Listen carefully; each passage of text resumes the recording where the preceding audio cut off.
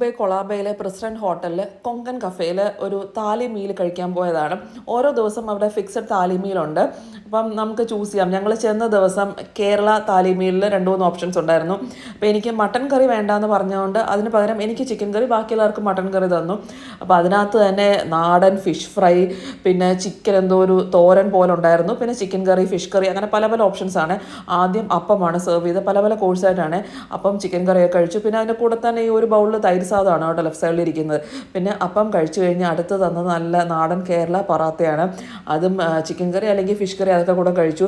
പിന്നെ വേണമെങ്കിൽ ചോറ് തരും, അത് വെള്ളച്ചോറാണ്, അത് ഞാൻ എടുത്തില്ല. അത് കഴിച്ചപ്പോൾ തന്നെ എൻ്റെ വയറ് ഫുള്ളായി. കുറച്ച് തൈര് സാധമൊക്കെ കഴിച്ചു കേട്ടോ. അപ്പോൾ ഞാൻ ഡയറക്റ്റ് ഡെസേർട്ടിലോട്ട് പോയി. കുൽഫി, പിന്നെ ജിലേബി, പിന്നെ അടുത്തൊരു പായസം തന്നു.